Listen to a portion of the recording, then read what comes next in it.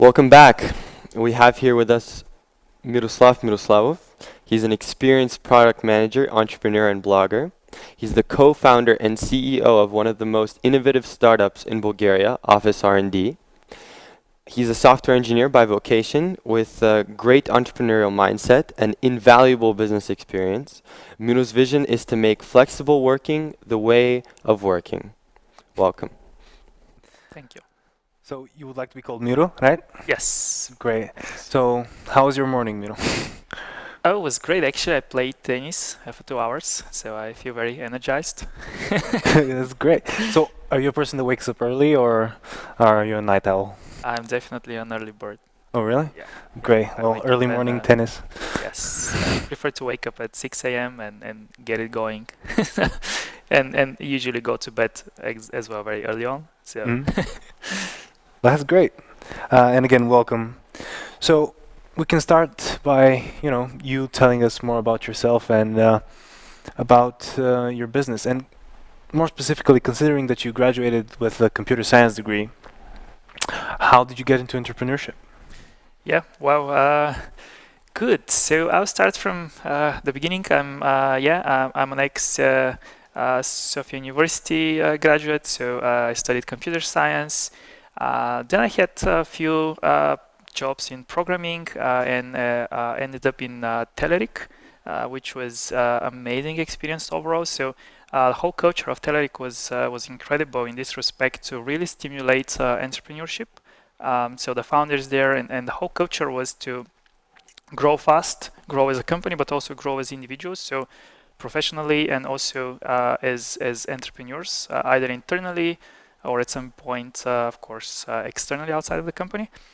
So 2015, just a little bit after the exit, when Telerix was acquired by Progress, me and my co-founder, who is also called Miro, we decided to leave Telerik and start OfficeRd with the idea to solve a back then very weird problem. It was about how to manage a dynamic agile workspace.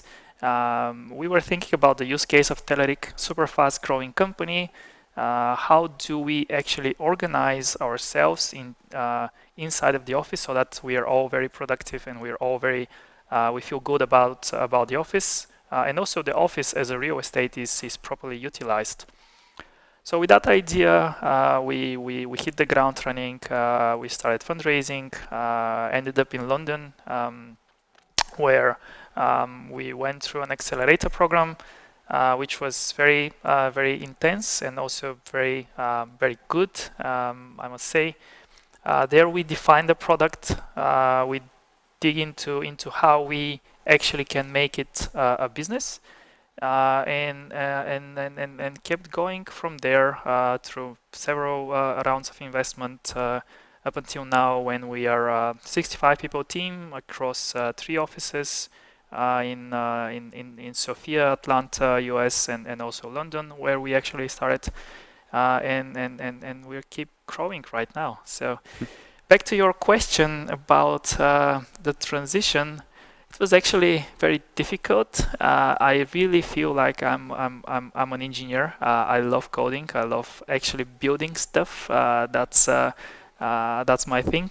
So it was extremely difficult for me to stop developing and producing stuff and actually just be a CEO of the company. That was at some point, even like when we were probably 15 people already, our CTO cut my privilege and my access to GitHub, so I wasn't able to work anymore on the code. So, for example, for months, I've been doing like during the week, I'm a CEO, and then over the weekend, I'm an engineer.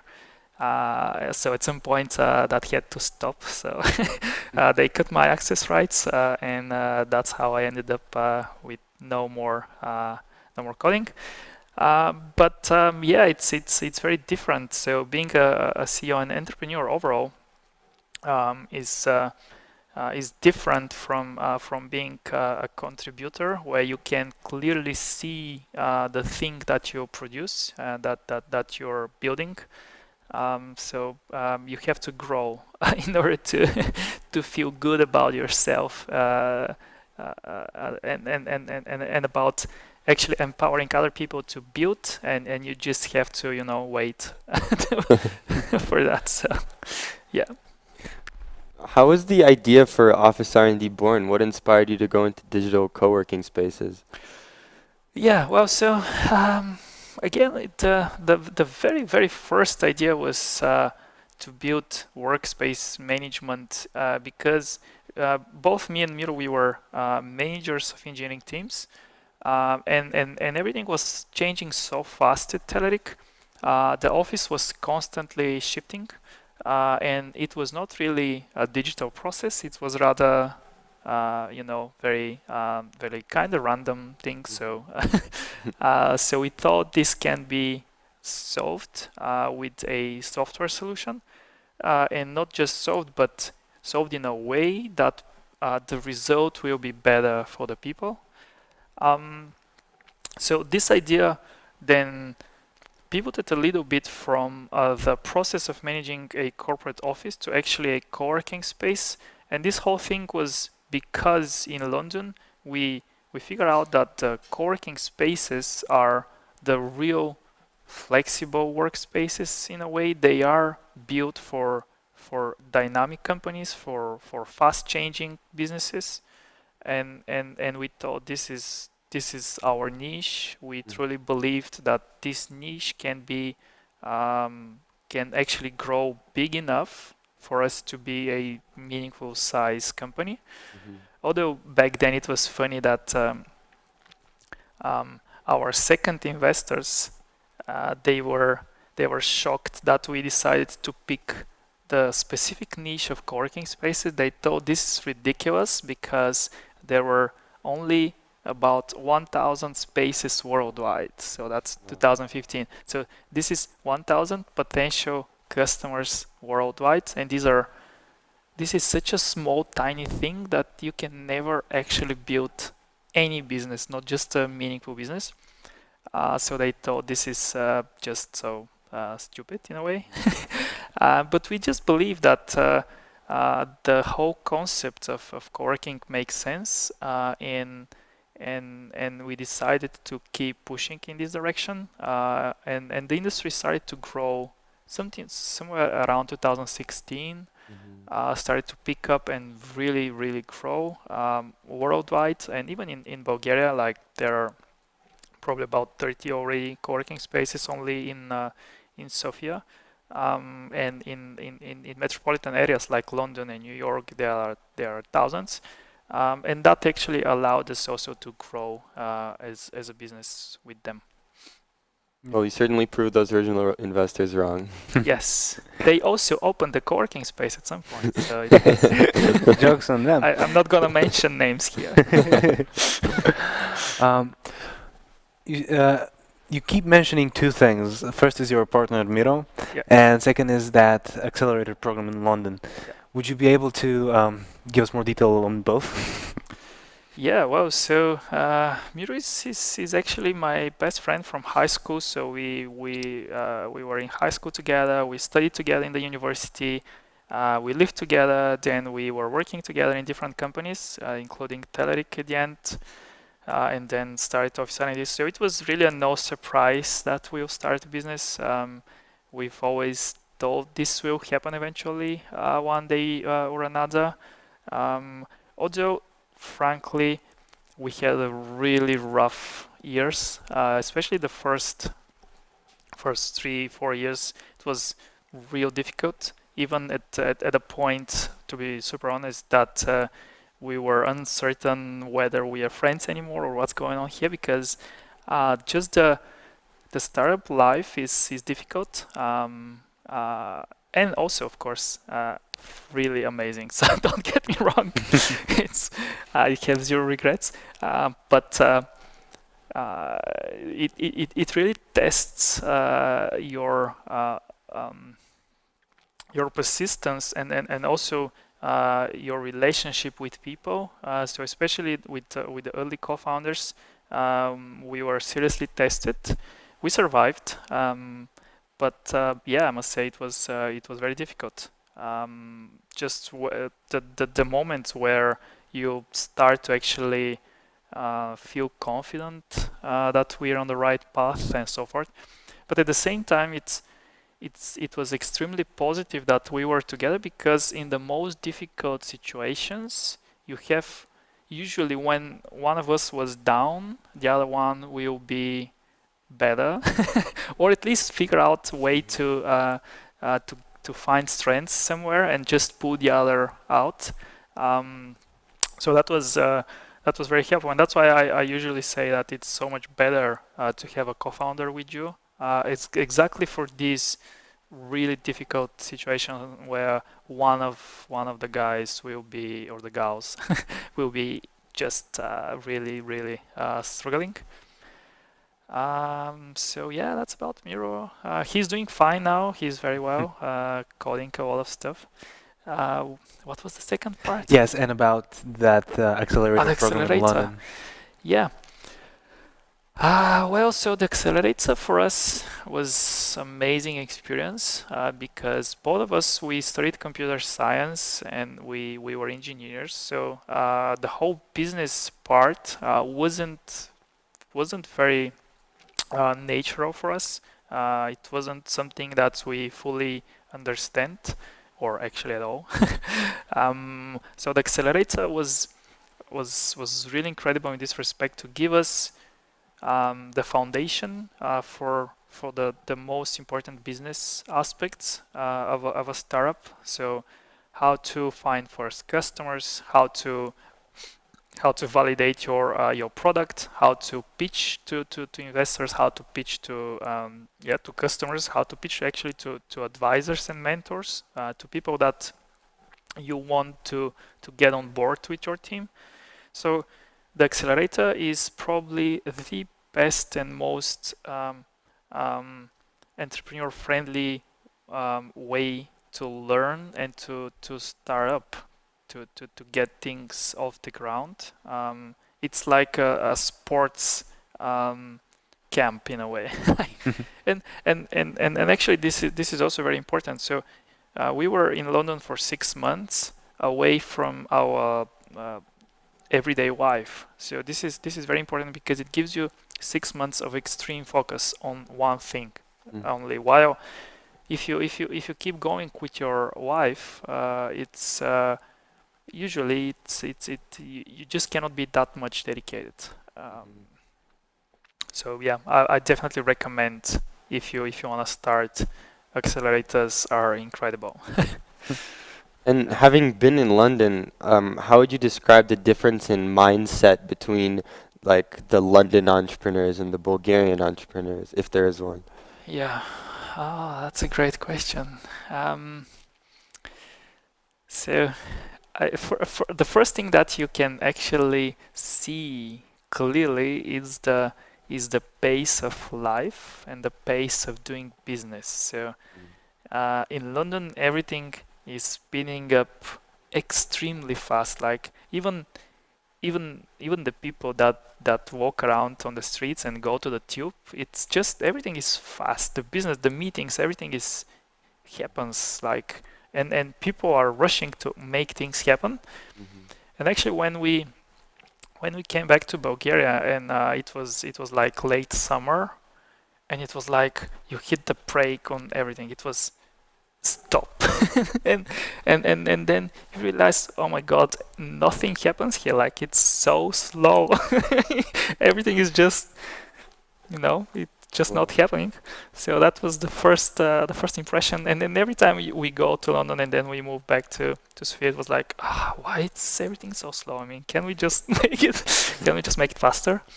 And this is also applies really a lot for startups, for entrepreneurs, for business overall. Like people in London genuinely want to make things happen fast and also experiment with things, try things, move quickly. Does it work? Yes, no, on to the next one. which makes it very easy. It makes it very easy to start and to validate things, to get first customers, because they are open-minded. They are open to try different things. I think here we still have a very long way to overall as a business environment to reach anything similar to this to this environment. Of course, from a startup perspective, being in Sofia is incredible, or overall in Bulgaria, it's incredible because it gives you a very, very low burn rate. So everything's cheap here. You can survive forever, like, and that's good. But at the same time, the pace here, it's so slow. So I think overall this combination of being there, being here, being there, being here really helped us to find the balance and find the positives of being in Bulgaria and being low on expenses versus being agile and fast and spend quality time with also British entrepreneurs and UK-based startups. So yeah, I think this balance was good for us. That's really interesting. Yeah.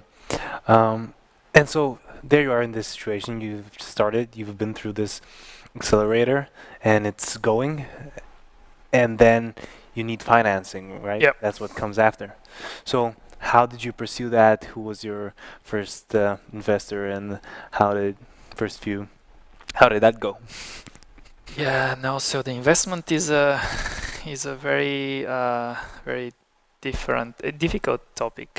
So there's so many flavors. So for us, we never really did a proper fundraising, like being proactive and chasing investors and pitching and getting then eventually getting a new investor. For us, it was always the investors that we know gave us a term sheet. So after pileups, we've been already in conversation with LaunchHub and with also the Telerik founders, and because we knew each other for quite some time, it was very easy for them to write us a check. So that wasn't it's not very representative for the world, but that's why I usually say that it's the best way to get funding is to really get to know these investors one way or another, and get them.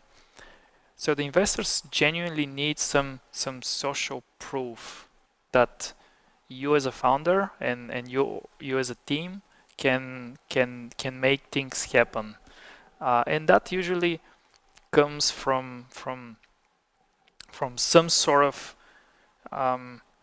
experience that you had and some experience that they can actually relate to. So that's why in the US, like ex-Stanford guys, ex-Googlers, ex-Facebookers, ex-whatever, this is just a way for the investors to validate and to vet that this team, if this guy spent 5 years at Google, he or she must know things that are actually good. We know that ex-Googlers, they are successful. Therefore, these guys, there is a good chance they'll be successful. Staying for Stanford. Obviously in Bulgaria it's different, but for us being out of Telerik, that helped us, of course. Also knowing the Telerik founders, that it was so easy for them to invest because they know what to expect from us. We've been working together for 5 years, so it was so easy for them. And same for LaunchHub, like they know that you're coming out of Telerik, therefore you must know some things. you probably learned something, you probably can build products and that kind of stuff. So this social validation is very important. It's extremely difficult for investors to invest in people that they have zero connection with or zero understanding of what these guys have been through. For example, for you, actually, the American university is incredible from this respect and gives you a very good validation. Frankly speaking, most of the Bulgarian companies have been started by ex-American university guys, so that's a good start, honestly. The other part is Sofia University, but And so at that inception point, you had to start getting clients. I mean, was initially your plan to target just people in Bulgaria or international clients or co-working spaces in Bulgaria? well, we actually started with co-working space in London, so um, that was important to get customers that are more global in a way. So I did something relatively hacky and smart back then. So I just found the list of all the co-working space in London, and I started approaching them with a very cheesy way, saying that we are a startup, blah blah. We are looking for an office space, but at the same time we're building this platform for managing co-working spaces. Do you want to meet? And everyone was saying, yeah, of course. I mean, they want to sell me Office, and I want to sell them software. So I've got like 100% replies and meetings. And out of these guys, we managed to get 10 or something as first users. Although free, some will pay, whatever. I mean, the question was to find people to actually use your product, and that was the beginning. And then when you have some traction, some validation of customers, it's so much easier to say to the next guys, actually this co-working space is already using us, so you should too. So that was then you get the snowball effect, but the first customers are usually the most difficult. And I usually recommend here a book called The Mom Test. This is the best book that you can ever get for early stage startups and validating products. So can you repeat the title again? yeah, the title is the book is called The Mom Test, like a mother, the mother's test. It's a really strong book. Yeah. Right. And also the second book that is also really good is called The Disciplined Entrepreneurship. This is the book that actually Vasil Terziev, from one of the Telerik founders and ex-American University alumni, he gave it to me, and that was a game changing. Especially for more engineering kind of mindset, disciplined entrepreneurship is the Bible. It gives you like, buy the book, this is how you do it, period. Don't think too much about it. Just do this. So that was good. Well, we talked about this a little bit before we started with the stream here, but can you elaborate more on the business model of Office R&D and your sales funnel? Yeah. Right. So our platform is a typical SaaS. So that means software as a service. So we give our software. It's a subscription model. So basically, the customers will sign up for either a yearly contract or month-to-month contract, and they will pay us by the size of their co-working space. So if you have, for example, 200 members, we'll typically charge, say, $300 per month. So it's a relatively simple model. Most SaaS businesses do it this way. Very, very traditional stuff. On the sales side, we are currently a 100% inbound. So inbound sales means that if you visualize the sales funnel, we start with the marketing on top. So we have a marketing team that is driving demand. So there is a demand generation team, which team main focus and the only actually focus is how do we drive more people to land on the OfficeRdborn.com website and eventually hit the button sign up for a demo. So this is all they care about. How do you get these people to click the sign up for a demo button? once you get someone to click on this and they fill a very short form, it's important to be short. You don't want to overdo it. The next stage usually is to actually get a salesperson to contact the people that signed up for a demo, make them a demo, and eventually close them. So this is called the inside sales team or inbound sales. And then we usually, after the salesperson close a deal, there is a customer success team at the bottom of the funnel that will take it on, and after they become a customer, and help with onboarding. So there is like an onboarding experience, blah blah blah. And the customer success team's own responsibility is to make these customers happy and successful.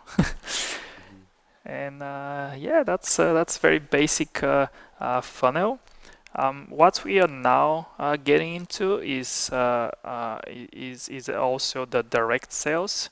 So we are trying now to build a team that can actually proactively go out and hunt specific customers. This usually is very expensive, but can also bring very good results. And usually you do it in markets where you have huge potential customers. So for example, we will probably hire someone in the States who will go and hunt WeWorks and that kind of stuff. WeWork is the biggest co-working space. These usually are very expensive people. So if you're studying something about sales, that can be a very good career path. Usually there is huge commissions, and especially in the States, but also in Bulgaria, like this a very strong career path. Mm-hmm. Well, shifting gears a little bit, I have a bit of a hypothetical question for you, kind of a thought experiment. Imagine you had the opportunity to found a new startup, and you have to choose between financing it yourself or participating in an accelerator and winning a good amount of investment. Which would you choose? So from my perspective now, I'll probably not go through an accelerator because I don't think I'll need it, or it depends. But I will 100% go for an investment. Mm-hmm. I don't want to finance it myself. Usually, you as a founder, you invest a lot in a startup. You invest your time and your effort, and no one can give you back your time. So it's a massive commitment and a lot of sweat. So you don't want to invest also your money. So the money are out there. There are so many people with a lot of money that can actually give them to you, and they don't. It's not like they don't give a shit about their money, but it's not like you losing your own money. These professional investors, they've decided to take a risk on investing in ventures, so they are prepared that you're gonna fail. They know that you're gonna fail, so it's not like a big deal if you fail. So, but if you fail with your own money, then you took all the negatives. Like you spent 5 years of your time that can never go back, can never get it back, and at the same time you spend, for example, all of your money. So that's why would you do that? Also, the investors usually create a culture of the company from early days that decisions can actually be made in a broader broader circle. It's not you as a founder, the solo decision maker. That's very typical for, and many Bulgarian companies and not just Bulgarian companies end up in having the founders and the owners being 100% owner of the business and the only boss. It's like the boss. They take all the decisions, and usually that's not that's not sustainable. This is not how you build a big business. So the big business is built usually by many people that contribute to it and have certain ownership. So your investors usually are people on your side. They live with your idea, with your company, and they want you to be hyper successful because I mean, your shareholders together, they want you to succeed. So you have people that are really committed to your vision. So I 100% go for investors every single time. Of course, it's very important to choose your investors. So getting an investor is it's actually worse than actually getting married because when you get married, you can actually divorce. While with the investors, you cannot do anything to get them out of the business unless you fail the business. But there is no divorce there, so it's a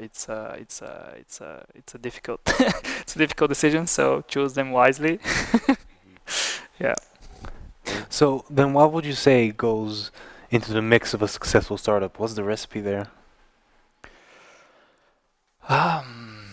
So I think it's persistence of the founders initially, and then the second thing is the hiring capacity of the founders.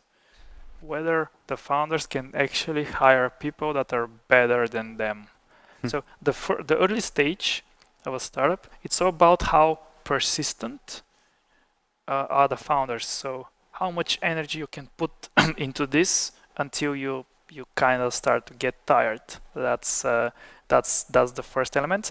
And then when you start growing, the only important thing is, can you hire people that are better than you? Can you hire better salespeople, better developers, and whatever you need? You just have to find the best possible people, and this is very difficult, especially nowadays. The competition for talent is incredible. So it's really difficult to attract. And there's so many exciting startups and so many different ideas, and everyone's trying to get the attention of potential people. So it's yeah.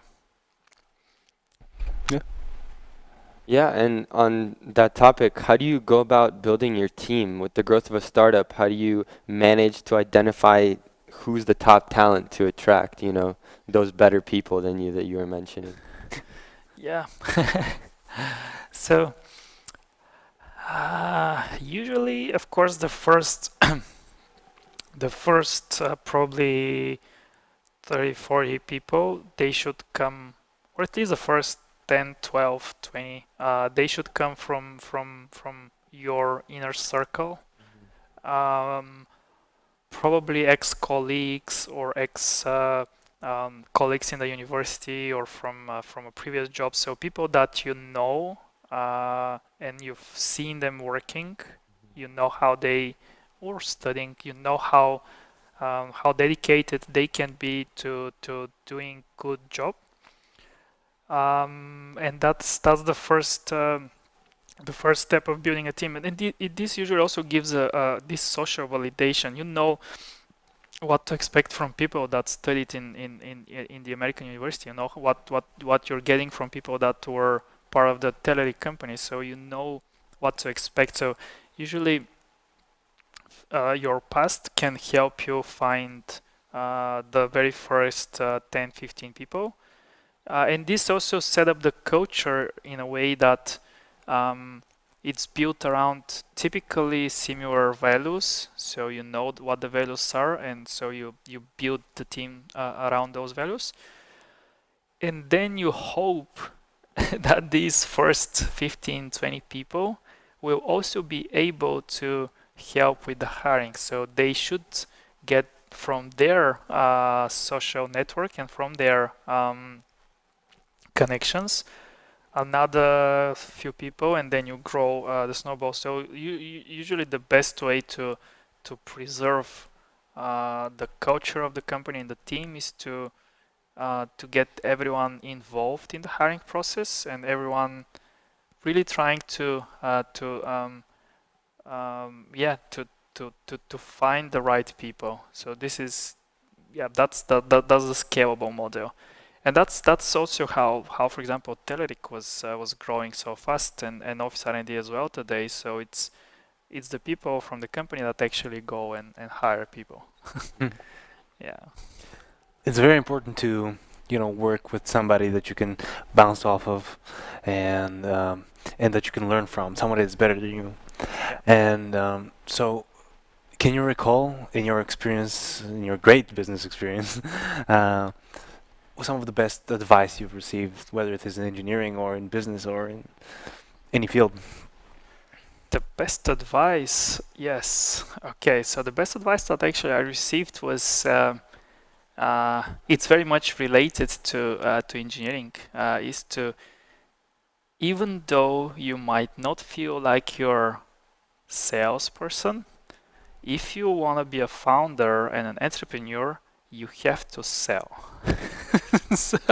so we tried very early on to hire, and we hired actually a salesperson in London without having even a single customer, and that was such a misery, because you cannot expect someone who has zero understanding of what you're trying to build to go out and sell something that you still don't actually have. So you're building the product as you speak. So the advice that I received again actually from Vasil Terziev was, you have to go and sell it yourself. Until you sell to like 100 customers, you cannot take a salesperson. It's your own responsibility. You sign up for a CEO, go and sell. That's no period. Like you have to sell, no matter what was your expectation of being a founder, whether you want to code or you want to do something else. You just have to find customers. Mm-hmm. So the founders should be able to sell. That's it. And taking consideration that founders have to take on so many different kinds of hats, how exactly do you envision to make the flexible working the way of working? Oh, that's a really good question. So the way we are trying to really push flexible working forward is by automating and just making it very simple to run a flexible workspace. So actually running a co-working and a flexible workspace is very difficult. The model is difficult. There's so many management involved, and so it's so hard to actually provide the whole service. And many people can actually give up on actually running a co-working space because it's difficult. There is, and the reward is not comparable to the difficulty of running it. So us actually providing a complete automation and management platform, if we can simplify this tremendously, just making the whole management process extremely smooth and like 100% automated in a way, I think this can allow for so much better and higher quality service, and also making it easier for entering the market. Like if you know that you can run a co-working space without even thinking about running it, just because there is a platform that's powering everything, you'll get the whole Zoom, I don't know how it's in English, and turn it. Actually, that was very close to actually convert the entire Zoom into a co-working space a while ago. Wow. Yeah, Really? yeah, Wow. yeah. And it's, most of it is empty anyway. Yeah. So since we're close to finishing the talk, I'll ask you one last question. And you sitting here is a proof of a successful Bulgarian startup. So would you recommend to someone to start a startup in Bulgaria? And what are your 3 tips, let's say, for someone that is keen on that? Oh, I would definitely recommend to really go and start startups. It's incredible. It's really a life-changing experience. And Bulgaria is a really, really, really good place to start a startup. But keep in mind, you have to go out of Bulgaria very quick. Like, don't start here, but also be very open-minded that you will not build a good startup here only. You have to be out. It's difficult now as like today. Don't travel. However, when you can travel, you must. So Bulgaria is the best way the best place really to start, because we're very well prepared to live with little and with a lot. So you can be very low in burn rate, so you can be cheap, and at the same time we are very open-minded in a way that we have a good English usually, so that's important. Although the name thing can be difficult. However, it's being in Sofia, it's very connected to the world, in the same time very low cost. So this is an incredible place, in my opinion, to grow a startup, especially in a world that is super connected. So you can easily go to London, you can easily go to San Francisco, New York, or wherever you want to go, spend time there, get customers there, and get investors in Bulgaria as well. So there are so many investors now in Bulgaria. It's crazy. So there are every other week there is a new fund starting here. That's incredible. So take the money and try to build stuff. These guys want to give you the money. That's real. I mean, they need to give the money to someone, and there are not enough startups. That's real thing. Like they need founders. So just start. Well, thank you very much for the inspiration. It was great talking to you. Yeah. Thank you, guys. Thank you so much. Thanks so much for inviting me. It's incredibly good event. So yeah, good luck with everything, and go start companies.